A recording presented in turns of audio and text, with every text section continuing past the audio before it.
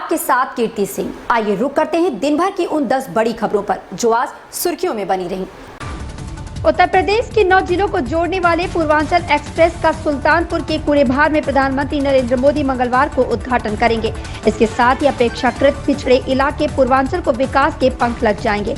Express way के नजदीक की क्षेत्र में उद्योगों के विकास के साथ शैक्षणिक व स्वास्थ्य संस्थान, वाणिज्यिक केंद्र खुलने से विकास के साथ रोजगार की नई राह भी खुलेगी।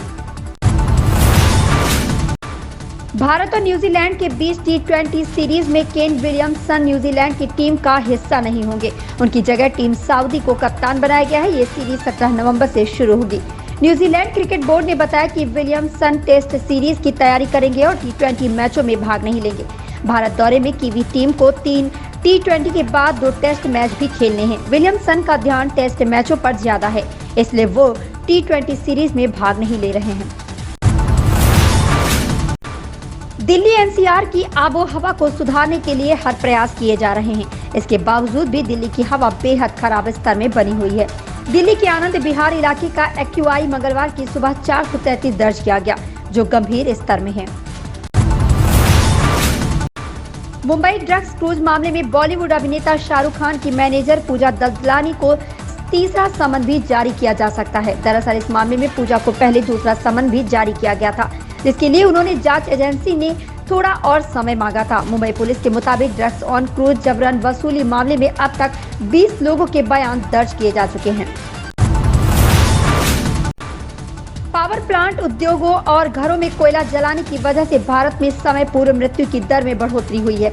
ये दावा the Lancet countdown on health and climate change नामक रिपोर्ट में किया गया है। रिपोर्ट में दी गई नीतिगत सिफारिशों में कहा गया है कि ऊर्जा के मुख्य स्रोत के रूप में कोयले का इस्तेमाल करने से बचने और नवीकरणीय व साफ स्रोतों के अधिक निवेश करने की जरूरत है। इसके साथ ही भारत में नकारात्मक स्वास्थ्य परिणामों के लिए वायु प्रदूषण को एक मुख्य निर्धारक बताया गया है।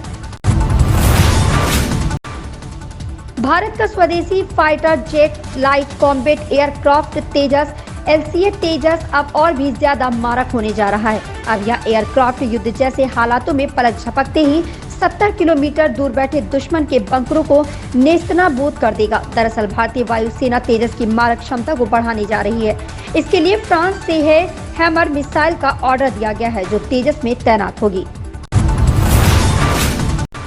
प्रधानमंत्री नरेंद्र मोदी दिल्ली स्थित कैग हेडक्वार्टर में पहले ऑडिट दिवस कार्यक्रम में हिस्सा लेने पहुंचे। यहां पहुंचकर उन्होंने सरदार वल्लभ भाई पटेल की प्रतिमा का अनावरण किया। कार्यक्रम को संबोधित करते हुए प्रधानमंत्री ने कहा कि एक समय था जब देश में ऑडिट को एक आशंका, एक भय के साथ देखा जाता था।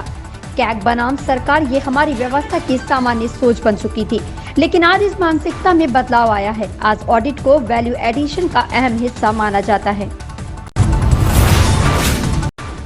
बिहार के जुमई में सुबह सुबह एक बड़े सड़क हादसे में 6 लोगों की मौत हो गई। मीडिया रिपोर्ट्स के मुताबिक मरने वाले 6 लोगों में से 5 लोग दिवंगत अभिनेता सुशांत सिंह राजपूत के रिश्तेदार थे। बताया जा रहा है कि ये सभी लोग पटना से एक दाह संस्कार में शामिल होने के बाद घर लौट रहे थे। इसी दौरान ट्रक और कार में भिड़ंत हो गई और 6 लोगों की मौत हो गई।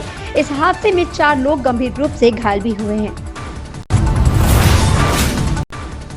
मंगलवार को सोने की कीमत में फिर से बढ़ोतरी देखने को मिली। MCX पर सोने के दाम 0.24% बढ़ गया। इस बढ़त के बाद सोने की कीमत पिछले दिन के वायदा भाव 49,132 रुपए प्रति 10 ग्राम से बढ़कर 49,420 रुपए प्रति 10 ग्राम पर पहुंच गई। सोने के साथ साथ चांदी की कीमत भी बढ़ी है। इसकी कीमत में 0.57% की तेजी आई है। इस बढ़त के साथ चांदी का भाव बढ़कर 66,940 रुपए प्रति किलोग्राम पर आ गया है। पिछले दिन वायदा कारोबार में चांदी की कीमत गिरावट के साथ 66,613 रुपए प्रति किलोग्राम थी।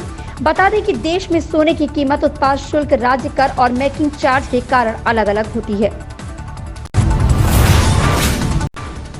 देश में कोरोना संक्रमण में तेजी से सुधार देखने को मिल रहा है। दैनिक कोरोना संक्रमितों की संख्या तेजी से नीचे गिर रही है। बीते 24 घंटों में कोविड-19 मामलों में सोमवार के मुकाबले और गिरावट आई है। स्वास्थ्य विभाग की ओर से जारी किए गए आंकड़ों के तहत 24 घंटे के अंदर देश में 8,865 नए कोरोना संक्रमितों की पुष्टि हुई, जबकि सोमवार को यह 10,229 कोरोना के मामले सामने आए थे। इन खबरों में बस इतना ही। धन्यवाद।